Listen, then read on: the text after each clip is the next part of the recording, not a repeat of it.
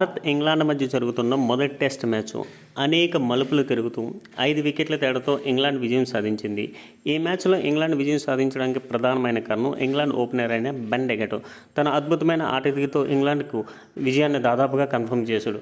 ఈ మ్యాచ్లో ఇంగ్లాండ్ విజయం సాధించిందనే దానికంటే భారత తప్పిదాల వల్లనే ఇంగ్లాండ్ విజయం సాధించిందని చెప్పుకోవచ్చు. ఈ మ్యాచ్లో ఇంగ్లాండ్ యొక్క రికార్డ్ ఏంటంటే ఇంగ్లాండ్ చేజింగ్ చేసిన మ్యాచ్లో రెండవ హైయెస్ట్ చేజింగ్ ఇది. అంతకుముందు ఇండియాపై 2022లో 378 పరుగులు భారీ భాగస్వామిని ఛేదించింది.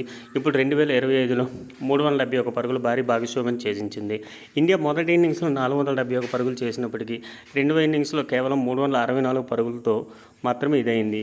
ఈ మ్యాచ్లో ఇంగ్లాండ్ గెలవడానికి ఇండియా ఓటమికి ప్రధాన కారణం ఏంటంటే భారత ఫీల్డర్ల వైఫల్యమే.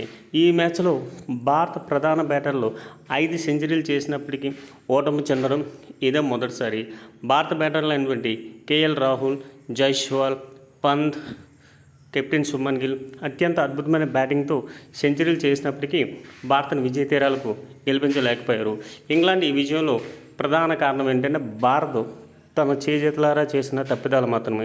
దాదాపుగా ఈ మ్యాచ్లో 6 క్యాచ్ల కన్నా ఎక్కువ జారవిడిచారు. అందులో జైస్వాల్ కేవలం 4 క్యాచ్లను జారవిడిచాడు.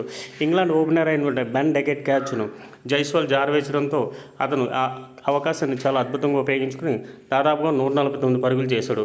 ఇంకో బ్యాటర్ అయినటువంటి జో రూట్ క్యాచ్ను కూడా రిషబ్ పంత్ వికెట్ల వెనకాల వదిలేయడంతో అతను కూడా అద్భుతమైన బ్యాటింగ్తో భారత్ విజయ అవకాశాలను దాదాపుగా దూరం చేశాడు.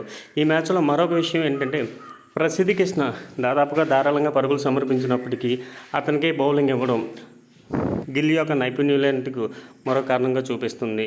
కరుణ్ నాయర్ ఇతను ఎన్నో అద్భుతమైన అంచనాలతో దాదాపుగా 8 ఏళ్ల తర్వాత ఇండియా తరపున అరంగేయడం చేసినప్పటికీ అతను ఆశించిన స్థాయిలో తన పెర్ఫార్మెన్స్ని చేయలేకపోయాడు. ఈ మ్యాచ్లో ఇంగ్లాండ్ చాలా అద్భుతమైన పోరాట ప్రతిభను ప్రదర్శించి విజయాన్ని సాధించింది. ఇంగ్లాండ్ ఓపెనర్లు ఉన్నటువంటి Jack Crawley and Ben decade తమ పోరాట ప్రతిభతో ఒక వికెట్ పడకుండా విజయాన్ని సాధిస్తుందేమో అనేలా అనిపించింది. కానీ ఒకనొక దశలో 65 పరుగులతో జాక్ క్రాలీ అవుట్ అయినప్పటికీ బెన్ డెకెట్ మాత్రం తన అద్భుతమైన ఆట తీరుతో ఈ మ్యాచ్లో ఒక 6 కొట్టాడు. అసలు ఈ మ్యాచ్ ఇన్నింగ్స్కే హైలైట్గా నిలిచింది. ఒకనొక దశలో అసలు వికెట్ పడకుండా విజయం సాధిస్తుందేమో అనిపించింది. కానీ Jack Crawley and decade opening highest partnership 188 పరుగులు చేశారు. ఇంగ్లాండ్పై లీడ్స్లో దాదాపుగా గత 10 సంవత్సరాల నుంచి 50 పరుగుల కంటే ఎవరు ఓపెనింగ్ పార్ట్నర్షిప్ భాగస్వామిని నిర్మించలేదు. అలాంటిది దాదాపు 188 పరుగుల భారీ భాగస్వామిని నిర్మించి ఇంగ్లాండ్ విజయానికి కీలక బాటలు వేశారు. ఈ మ్యాచ్ విన్నింగ్కి హైలైట్ ప్రధానమైన player of the match Ben decade మాత్రమే. అతను అద్భుతమైన ఆటతీరుతో ఇంగ్లాండ్కు విజయాన్ని తన ఒంటి చేతితో అందించాడు. ఈ మ్యాచ్లో భారత వైఫల్యానికి ప్రధాన కారణం ఏంటంటే కేవలం మిస్ఫీల్డింగ్, గిల్ నైపుణ్యం లేని, అనుభవం లేని ఇది మాత్రమే. ఎందుకంటే తను బౌలర్లు వినియోగించడంలో చాలా వరకు విఫలమయ్యాడు. ఒకనొక దశలో అసలు రూట్ అండ్ స్టోక్స్ విజయానికి అద్భుతంగా బ్యాటింగ్ చేస్తున్న సమయంలో ఇంగ్లాండ్ కెప్టెన్ బెన్ స్టోక్స్ను జడేజా అద్భుతమైన బౌలింగ్తో క్యాచ్ చేశాడు.